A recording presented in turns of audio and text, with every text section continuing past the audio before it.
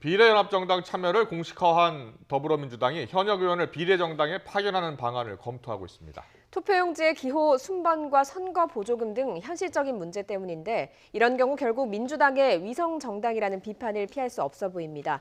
미래통합당은 김종인 전 더불어민주당 비대위 대표가 선대위원장으로 참여할지가 관심입니다. 취재기자 연결합니다. 김대근 기자. 네, 정치부입니다. 민주당은 일단 비례연합정당에 참여하기로 했고요. 앞으로 고민해야 될 문제들이 적지 않습니다. 현역 의원들이 비례연합정당에 참여하는 방안을 검토하고 있다고요? 네, 그렇습니다. 민주당 핵심 관계자는 비례연합정당을 만들면 현역 의원들도 일부 옮겨가야 할 것이라고 말했습니다. 배경에는 현실적인 고민이 있어 보이는데요. 일단 현역 의원이 없으면 비례후보 투표용지에서 앞번호를 받을 수 없습니다. 기표용지에서 정당별 순번은 현역 의원 수에 따라 정해지는데요. 비례후보를 내지 않는 민주당과 통합당은 기표용지에서 빠지고 나머지 정당 가운데 현역 숫자가 가장 많은 민생당이 1번, 정의당과 미래한국당, 국민의당 등의 순으로 이어집니다. 이후 현역이 없는 정당들은 가나다 순으로 배치됩니다.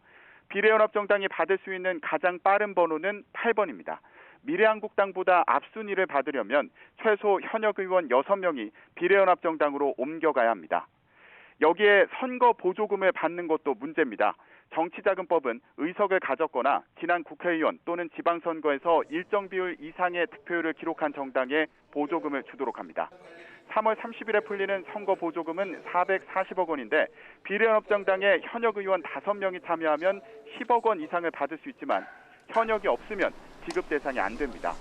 또 비례연합정당의 다른 범진보정당이 얼마나 참여할지도 관건입니다.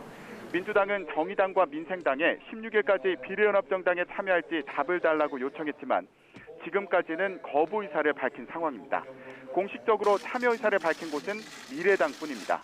민주당에서는 오늘 비례후보 31명의 순위를 정하는 중앙위원 온라인 투표를 실시하는데 이 가운데 일부가 비례연합정당으로 옮겨가 본선에 나서게 됩니다. 그런데 다른 정당의 참여가 저조하고 민주당 현역 의원들이 옮겨가는 방식이라면 비례연합정당은 민주당의 위성정당이라는 비판에 직면할 것으로 보입니다. 네, 미래통합당에는 김종인 전 더불어민주당 비대위 대표가 참여할지가 관심인데 상황 어떻습니까?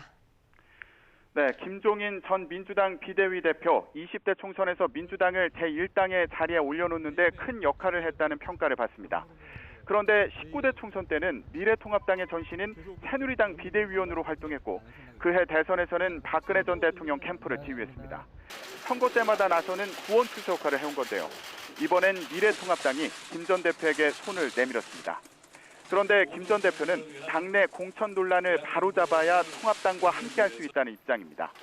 통합당에서는 김영호 공관위원장의 공천 결과를 두고 불만을 제기하며 재심이나 무소속 출마를 선언하는 의원들이 늘고 있는 상황인데요.